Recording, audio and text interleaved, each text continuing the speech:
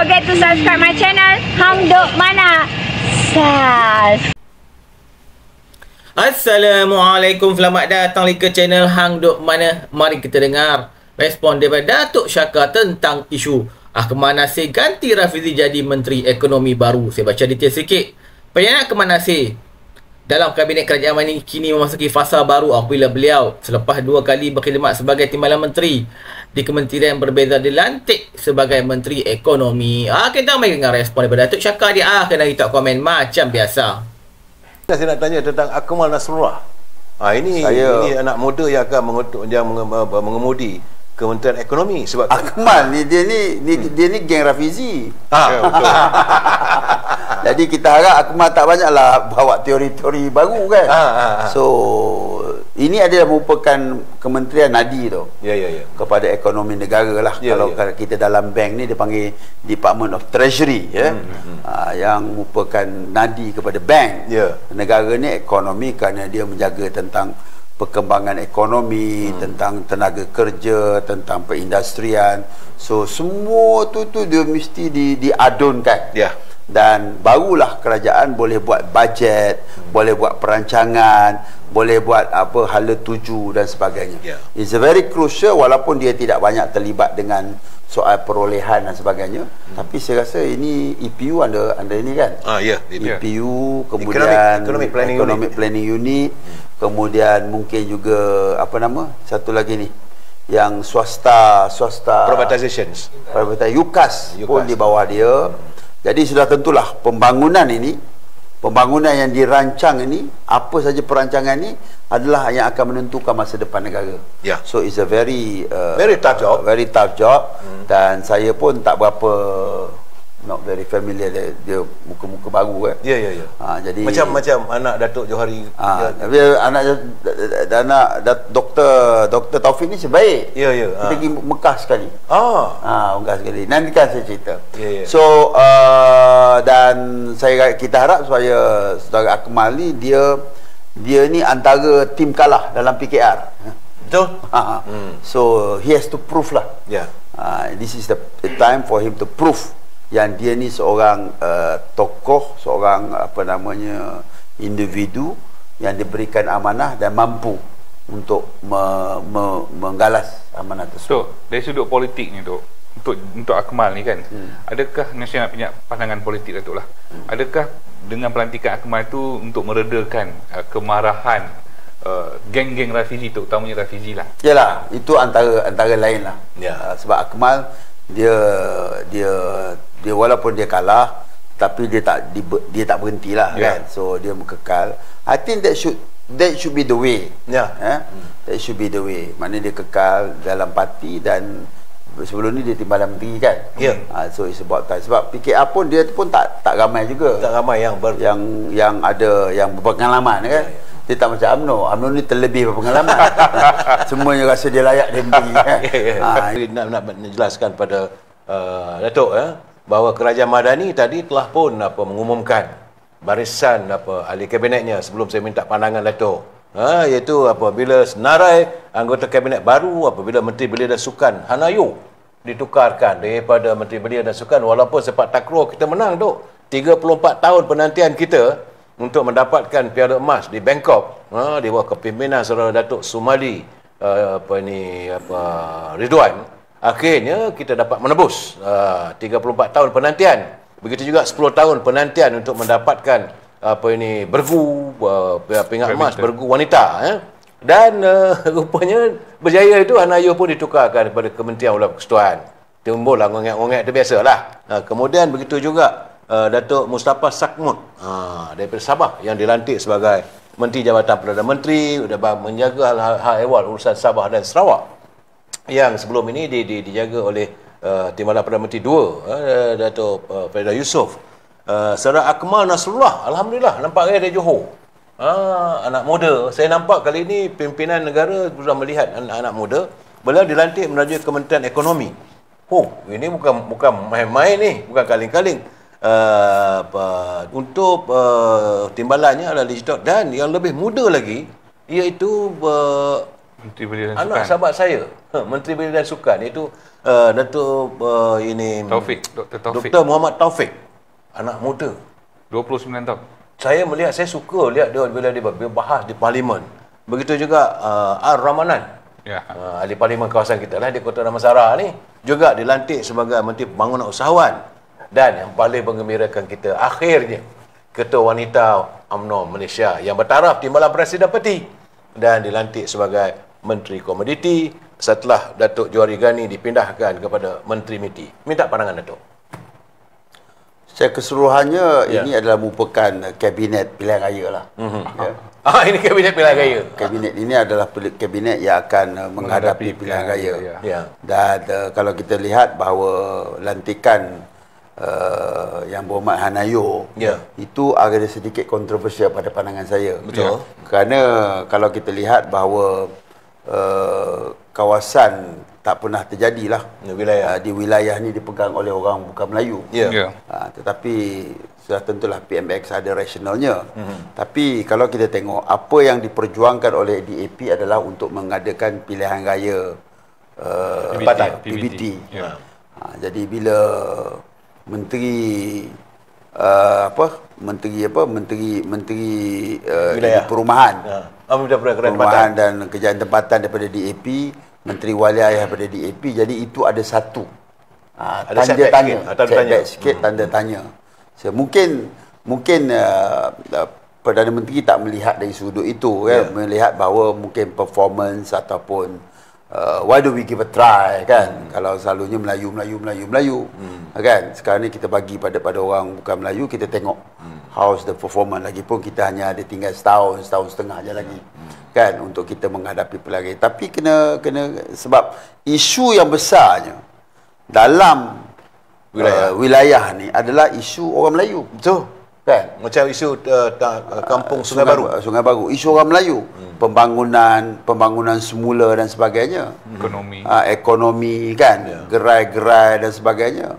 Orang Cina walaupun dia mempunyai penduduk yang ramai, tetapi daripada orang Melayu, tetapi mereka tak banyak isu. Mereka tak menetap isu mereka adalah isu bagaimana nak membangunkan kawasan itu. Jadi ini benda yang kita kena lihat secara lebih objektif, dan saya kira bahawa kerajaan yang ada ini perlu menjawablah kalau sekiranya ianya dibangkitkan.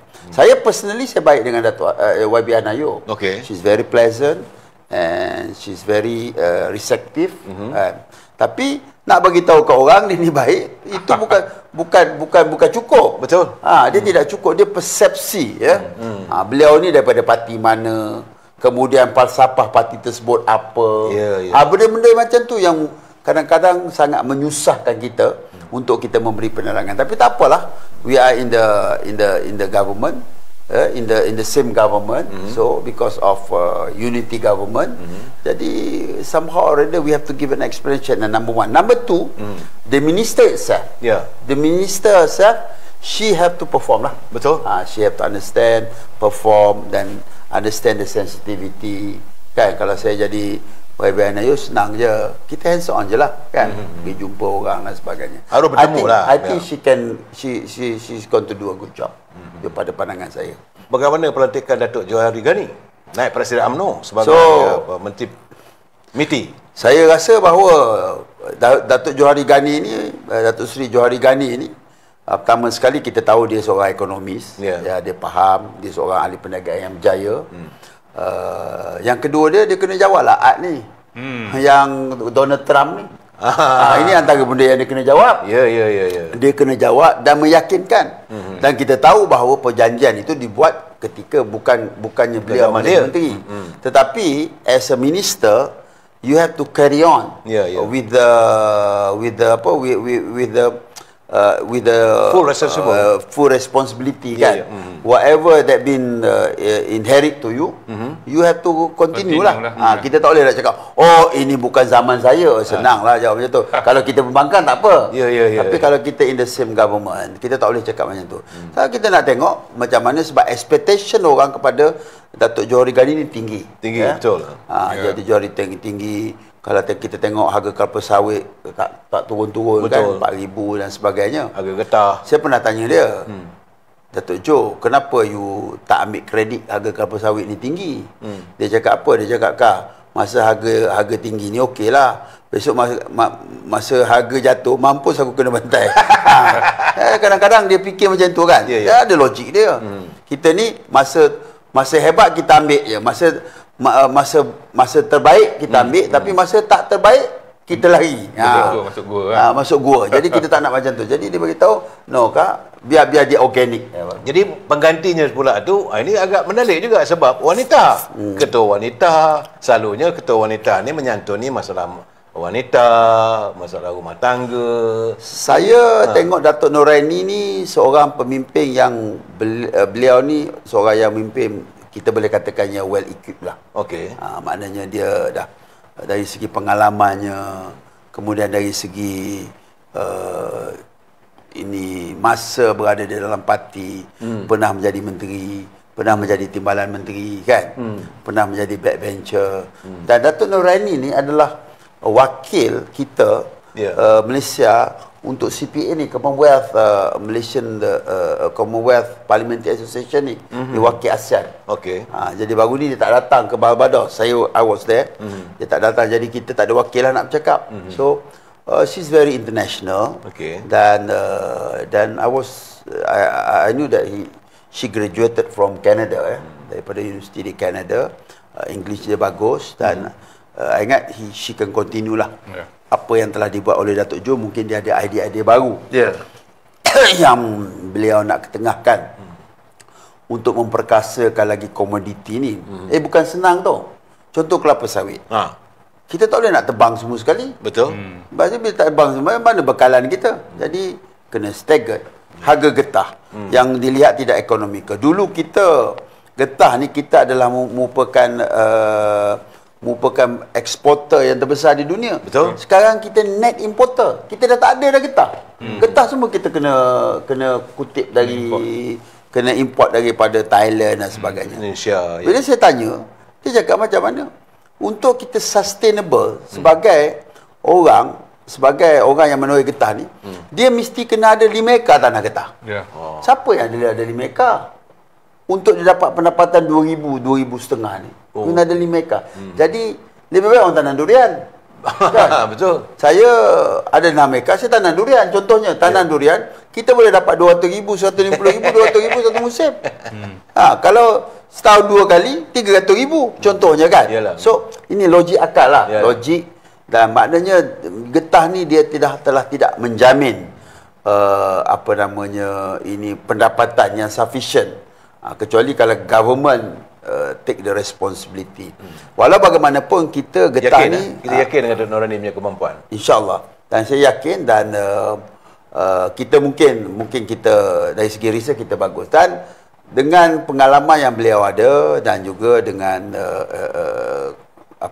style beliau, dan saya pun banyak kali juga bukan setakat berinteraksi tetapi sama-sama di dalam delegasi dengan beliau. Beliau seorang yang mampulah. PR dia bagus. Bagaimana Atta Jasub Kurup yang juga naik pangkat terus jadi full minister? Atta, saya kira bahawa YB Atta ni, Datuk Atta ni dia a worker. Worker. So dia rajin dan kalau kita tengok dari segi dia jaga kawasan pun bagus. Setiap kali pilihan raya dia tidak pernah kurang dari 8,000 majority Tak, dia jaga alam sekitar ni sekarang ni. Dia jaga alam sekitar dan I think bersesuaian lah. Bersesuaian kerana beliau juga punya pengalaman dan dalam masa yang sama juga beliau berasal daripada Sabah yang banyak terdedah dengan alam sekitar. I think he's a fast learner lah. Boleh. Kemudian saya nak tanya tentang Akmal Nasrullah. Ini anak muda yang akan mengemudi Kementerian Ekonomi. Sebab Akmal ni dia ni geng Rafizi. Betul. Jadi kita harap Akmal tak banyaklah bawa teori-teori baru kan. So ini adalah merupakan kementerian nadi tu. Kepada ekonomi negara lah. Kalau kita dalam bank ni dia panggil Department of Treasury yang merupakan nadi kepada bank. Negara ni ekonomi kerana dia menjaga tentang perkembangan ekonomi, tentang tenaga kerja, tentang perindustrian. So semua tu dia mesti diadunkan. dan barulah kerajaan boleh buat bajet, boleh buat perancangan, boleh buat apa hala tuju dan sebagainya. It's a very crucial, walaupun dia tidak banyak terlibat dengan soal perolehan dan sebagainya, tapi saya rasa ini EPU ada ini kan. EPU, kemudian Economic Planning Unit, kemudian mungkin juga apa nama satu lagi ni yang swasta privatization UKAS pun di bawah dia. Jadi sudah tentulah pembangunan yang dirancang ini, apa saja perancangan ini adalah yang akan menentukan masa depan negara. So it's a very tough job, dan saya pun tak berapa not very familiar dia muka-muka baru kan. Jadi macam anak Datuk Johari. anak Dr. Taufik ni sebaik. Kita pergi Mekah sekali. Mekah sekali. Nanti kan saya cerita. So dan kita harap supaya saudara Akmal ni dia ni antara tim kalah dalam PKR. Betul. So he has to prove lah.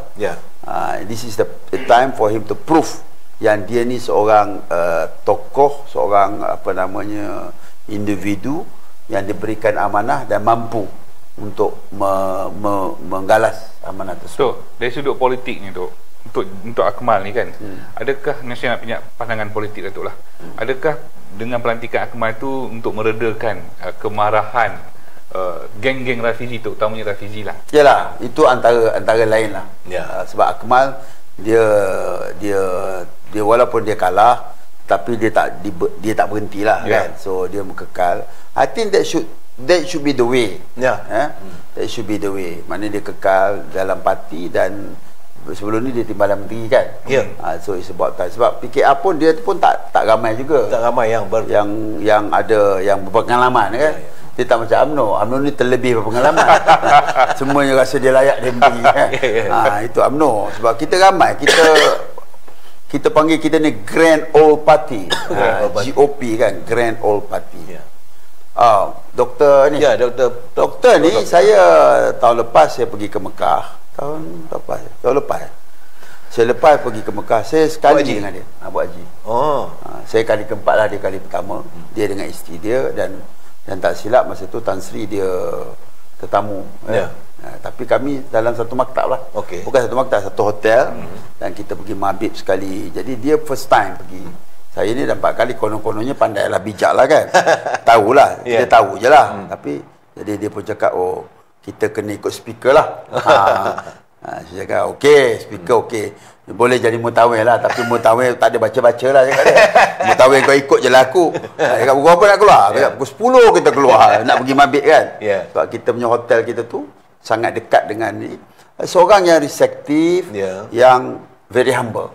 To me is very humble, dan saya rasa bahawa jawatan itu adalah sangat sesuai dengan beliau. Dan tadi tu saya ada bercakap dengan telefon. Saya cakap dia, kita sebagai minister ni, mungkinlah saya ni tak pernah jadi dan mungkin saya pun masa ketika saya jadi exco dan sebagainya, mungkin pun kita pun ada buat silap kan. Jadi saya pun belajar daripada kesilapan kita bahawa you should listen more. Kita kena dengar. Sebab ada pandangan menteri-menteri ni kadang-kadang kita nak cakap pun tak boleh. Tunggu. Tak boleh. You have to listen to the people. Because of the people you were there. Betul tak? Hari ni tak boleh nak orang nak bercakap tak ada kesabaran So Ramanan ni bukan dia Kesuma. Ramanan ni akan engage secara direct dengan saya, sebab saya pun Majlis Ekonomi GIG kan.